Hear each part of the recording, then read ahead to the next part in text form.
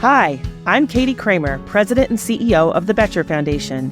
Welcome to Colorado Leadership Stories, where we talk to everyday, courageous leaders who have made transformational impacts in their communities and are building a better state for everyone. You'll hear from leaders and organizations and communities throughout the state as we explore the idea that leadership is an activity that anyone can do.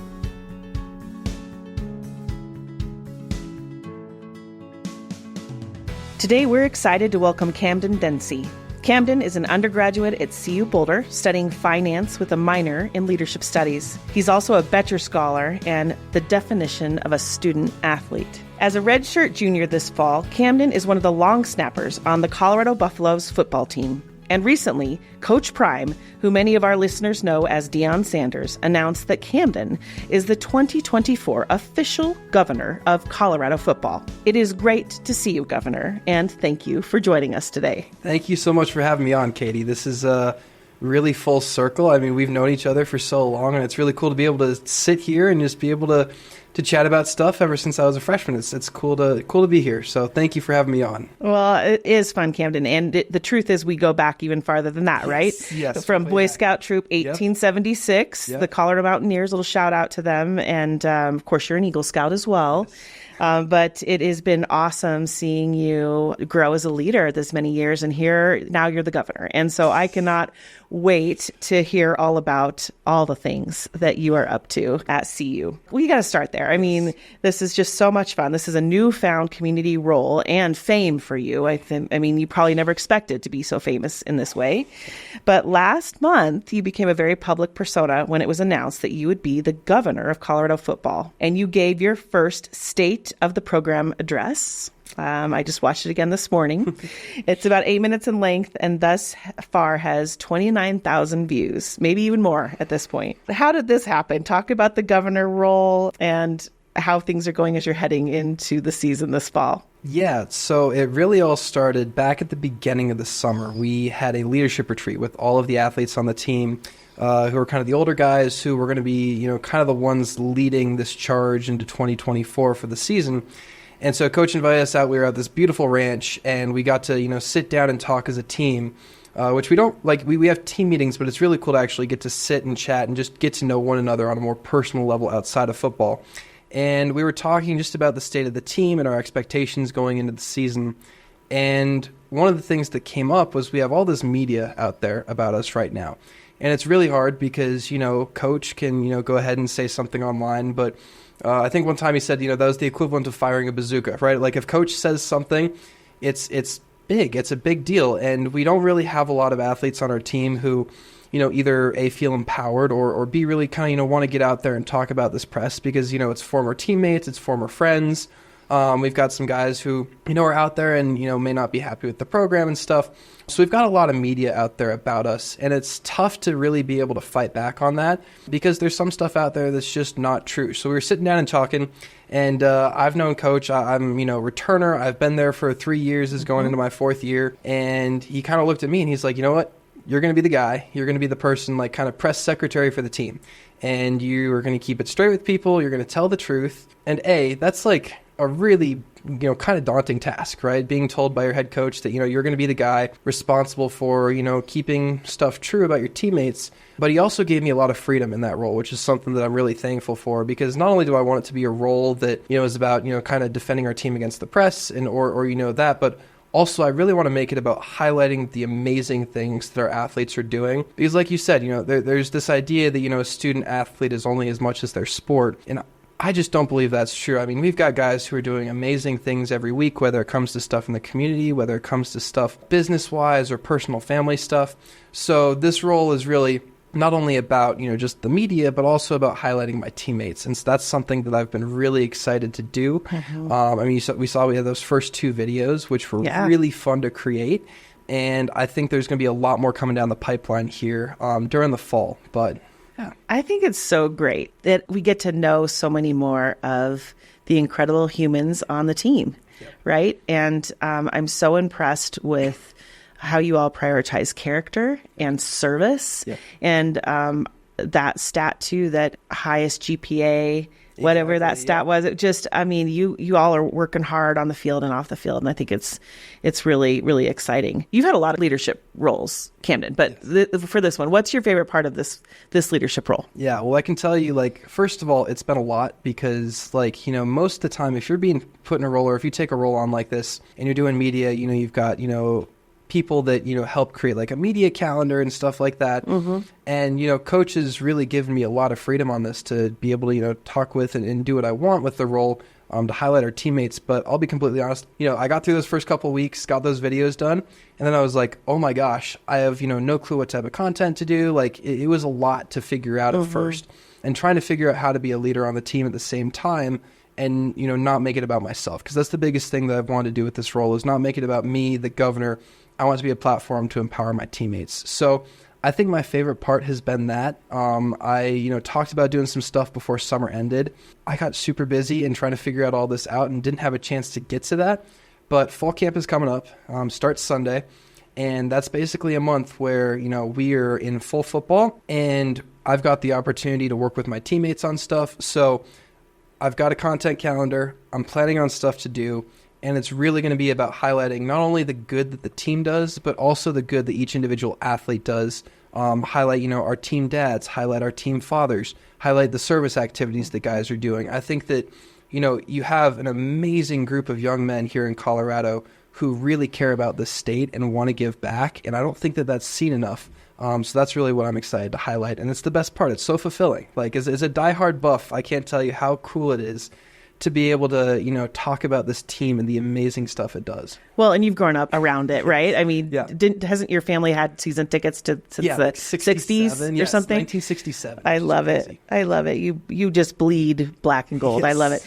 How many new followers have you gained on Instagram in the last month? Well, I think it was like at least 1,200, which is crazy. And I got verified too, which was crazy because my mom and dad are both like, why do you have a blue check mark next to your name? And that was a really cool moment. Uh-huh. And then like the YouTube channel alone, it's at Camden Dempsey, the governor. Go check it out. It's got like 4,300 subscribers, which normally that takes a lot of time to build. And there are only 2 videos right now, but you're going to be putting out a lot more about our guys. So that's going to be really fun. That's great. Well, it has been a whirlwind for you the last 3 years at CU.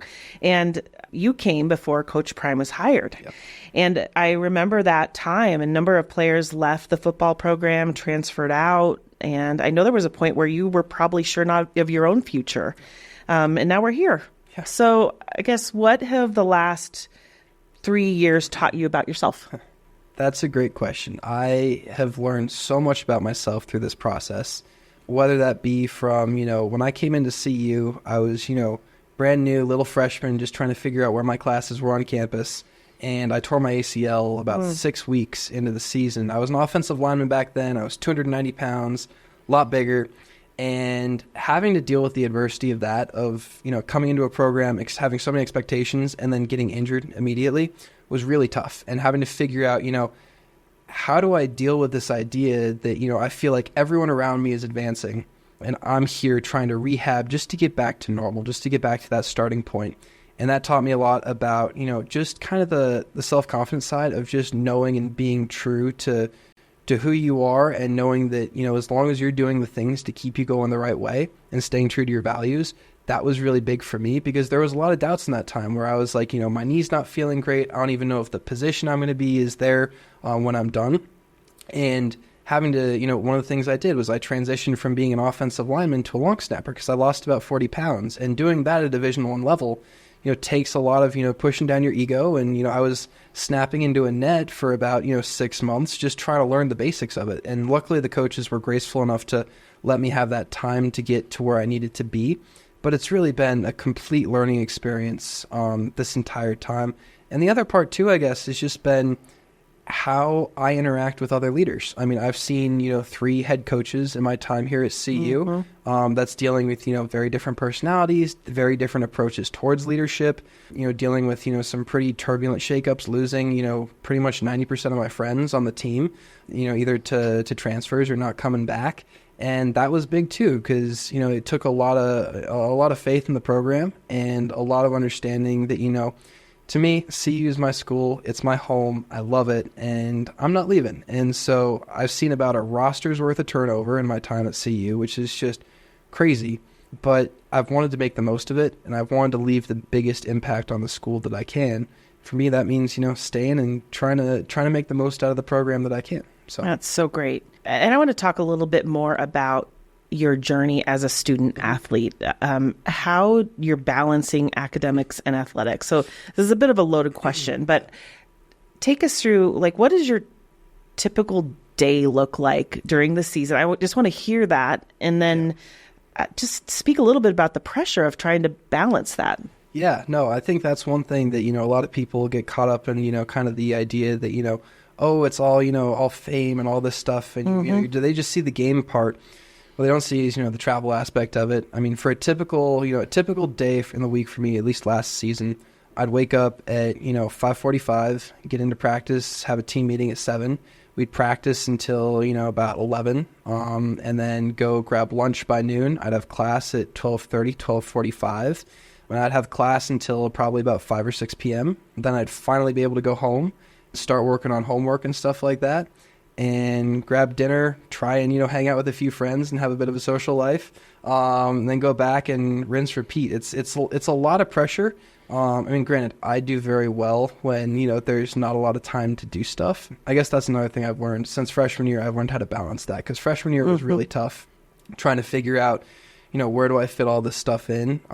But it's taught me a lot about, what's important. Mm-hmm.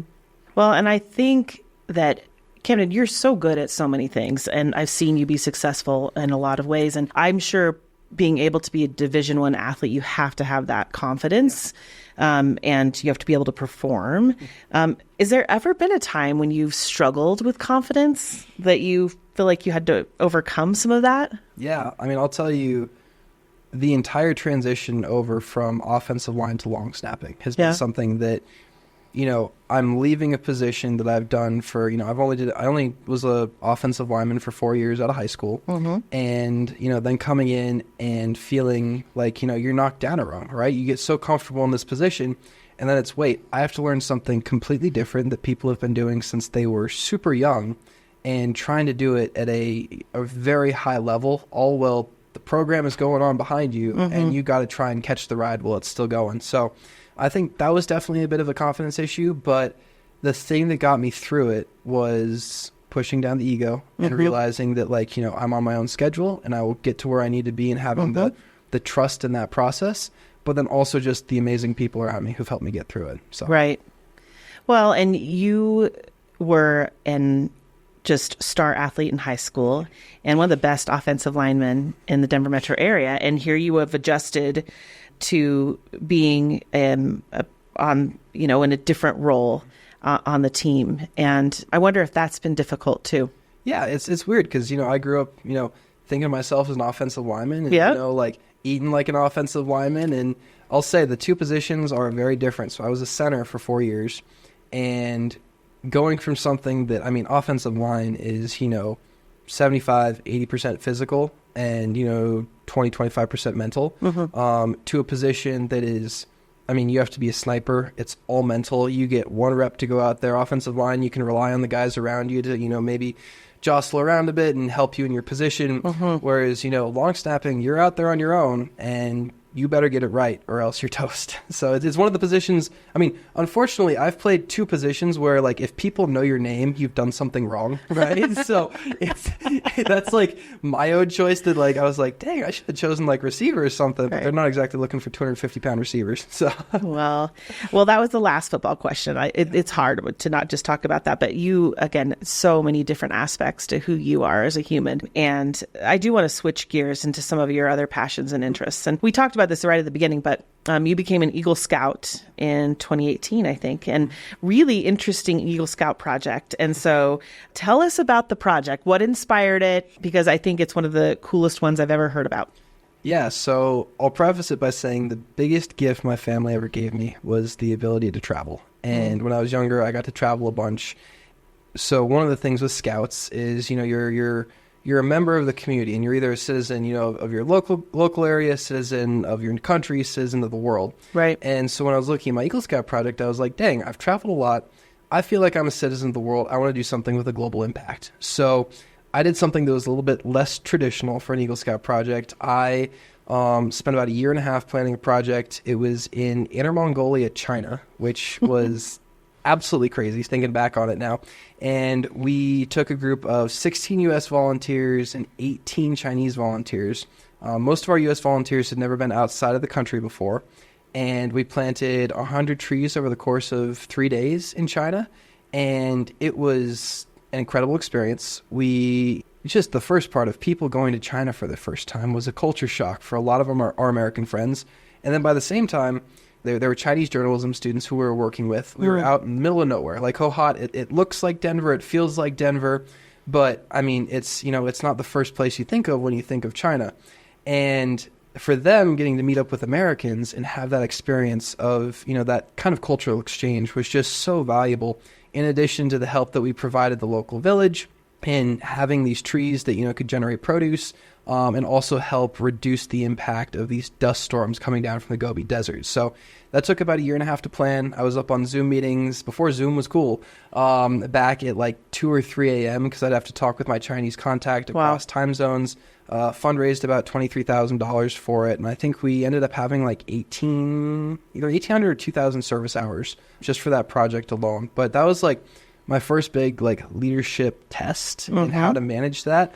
There are a lot of stories that went along with that, but I think the biggest thing for me with that is it was an amazing experience. Yeah. But I've always said I want it to be like the smallest line item on my resume. Like I feel like, I've done that, but I want to go on to do even bigger and better things. Yeah. And that's something that, it's a great starting out point. But well, sure. Yeah. Were there some things, I think that's one of the coolest things. As you know, my sons are in Scouts, and you grow so much as a leader through that experience. Was there something that as you reflect back on that you feel like you saw yourself growing?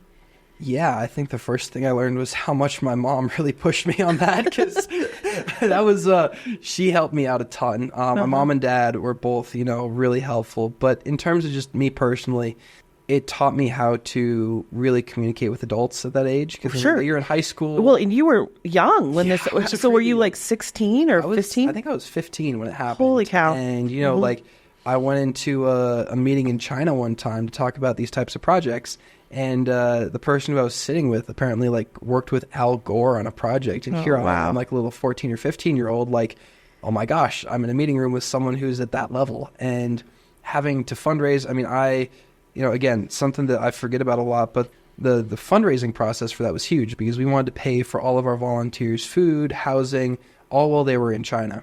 And so we fundraised, or I went around to local Optimist, Rotary, Kiwanis clubs in the morning before school and pitched them, which, like, again, as a high schooler is terrifying. You're going into a room with a bunch of adults and trying to sell them on why they should donate to a project that you're doing across the world. It's not affecting like their local community, but it's across the world.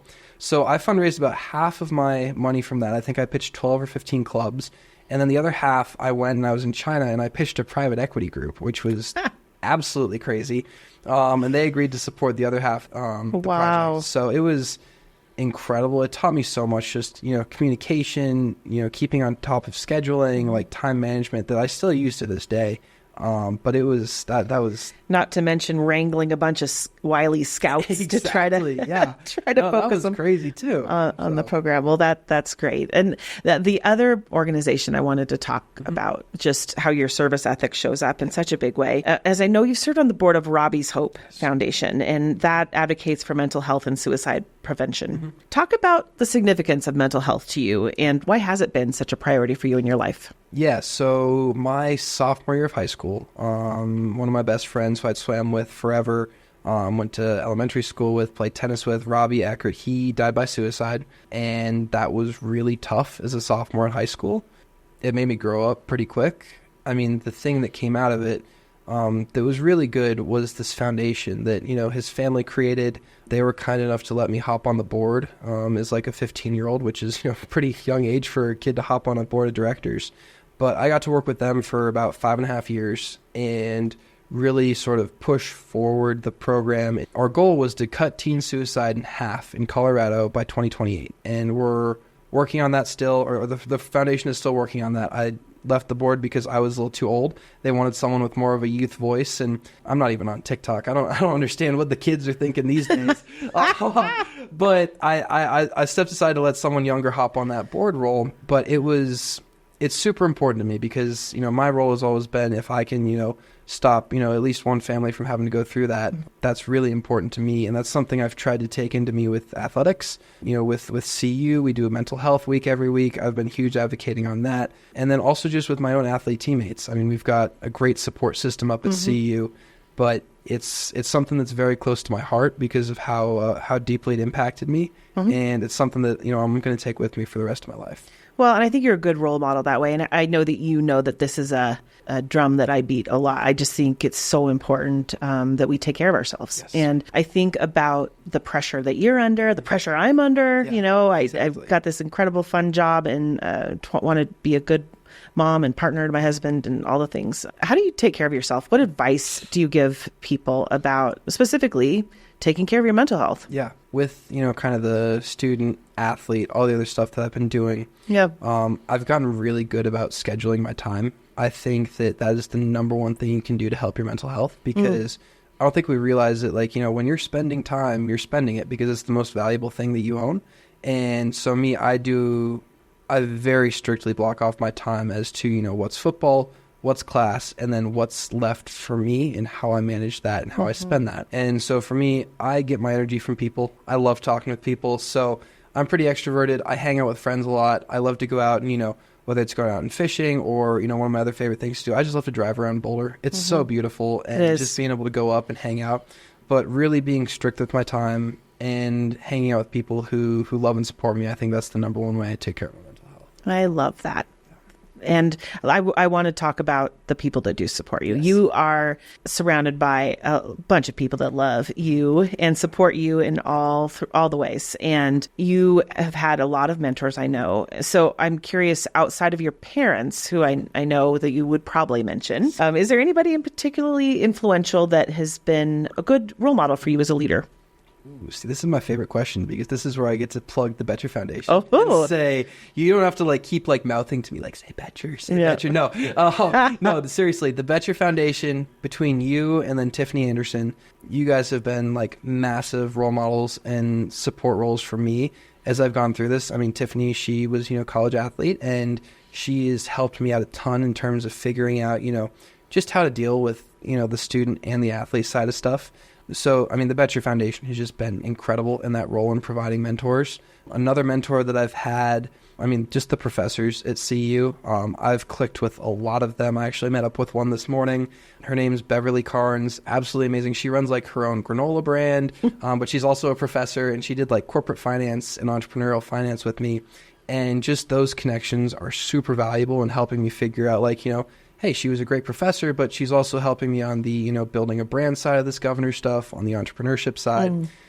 So between Boettcher, the staff and faculty at CU, and then, he's not around still, but my grandpa is someone that was a big mentor to me. He's the reason why I came to CU, and I still think of him a lot. And I miss him a lot, but I know that, the first games or whatever, he's still there with me. So that's, those are my big mentors. That's awesome. Camden, tell us about your plans after college. Have you thought that far ahead? I know that you have some interest in entrepreneurship. I know you've got this international interest. What are you thinking about? Yeah. How's that going to evolve? So I think right now what I'm trying to plan to do, so I've got one more year left for my undergrad at CU. So I'm going to graduate with finance and marketing. And then I'm going to go on and I'm going to do my master's at CU because Boettcher, covers a fifth year, which is amazing and such a gift. And I'm going to do my master's in either finance or real estate. And I'm trying to set myself up best as I can for a really cool career out of college that's in kind of that finance or entrepreneurship space. But before I do that, I'm going to try and apply for probably, either Fulbright, Mitchell, Rhodes, one of those scholarships for postgrad, because I think one of the things that people don't often think about is athletes, when they're student athletes, they're stuck on campus for pretty much a majority of the year, right? We get May, we get a couple weeks in July, and then we get winter break. But, if we've got a bowl game or something like that, we're still on campus. And travel is something that, is super important to me and my family. So I want to get out. I want to get to travel, get to do some, really cool job opportunities outside of, Colorado and stuff. But then after that, probably want to bring it back here, hang out in the startup community in Boulder, and either join a startup or start up my own business because, I think it's just something that really excites me. So. Awesome. Well, you will go far, my friend. I'm certain of that. All right. You have survived the interview, except for the lightning round questions, which there are 4. And so here's your first one. What is your favorite Colorado hobby? Colorado hobby. I love fishing, or at least I'm I do too. New to love fishing. Okay. I was just up at, I think it was Lake Isabel, or one of those. I was up driving around yesterday and just found a lake and went out and had a fly rod in the back of my car. And that's really nice because it's good. Boulder gets, kind of loud sometimes, and to be able to just step away, get out in nature and just be quiet and calm down. That's one of my favorite things. I hear you there, buddy. And that is my mental health thing. Yeah, I love to fish. Okay. Yeah, it's so great. It's meditative, I think. Absolutely. Okay. Favorite Colorado landmark? See, I'm a Boulder student, so I have to say the Flatirons. Of course. That's required. But what I will say is there's this beautiful spot up Flagstaff called Lost Gulch Lookout. It's not a hard landmark from Colorado, but it's another place that I go to just hang out and meditate. It's 15 minutes outside of Boulder, but it feels like you're miles away. You're up on top of this mountain. You can see, all across the Front Range, and it's absolutely beautiful. So, man, it's a beautiful place to go to school up there. Yes. I know from personal experience. All right. Camden, what action hero do you most identify with? Action hero? I'd probably have to say, never thought of that before. Probably Captain America. I feel that fits. That fits. I feel like that's probably what I align with the most. Absolutely. I love it.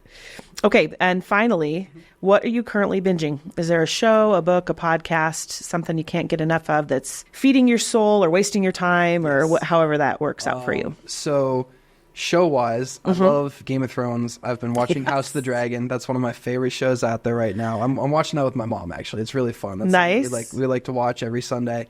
And then otherwise, I've been playing Red Dead Redemption 2. I've never been a video game person, but I think there's the main story, but I kind of just like going out and hunting and fishing and riding a horse, and I'll do that after practice. If I don't have enough time to go out and drive, I'll just come back and ride a horse for 30 minutes. on the video game. Yeah, on the video game, yes. Yes, we have that at our house too, so I know exactly what you're talking about. That's great. I haven't heard that one before. Love it. All right, my friend. Well, as always, lovely to see you. We are so proud of you, all the things.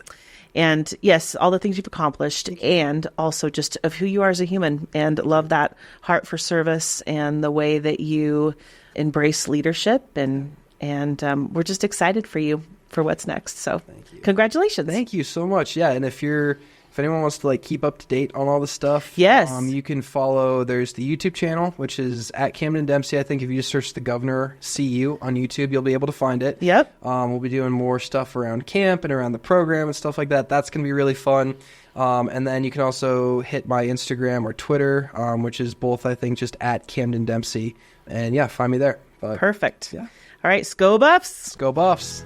Thank you for joining Colorado Leadership Stories, where we hope to inspire the next generation of Colorado community builders, doers, and difference makers. Colorado Leadership Stories is presented by the Boettcher Foundation. The Boettcher Foundation supports Colorado by empowering leaders and communities with tools to tackle challenges and pursue opportunities, building a better state for everyone. With an 85-plus year legacy of giving back, we're committed to amplifying our impact for future generations. That's the spirit of Boettcher.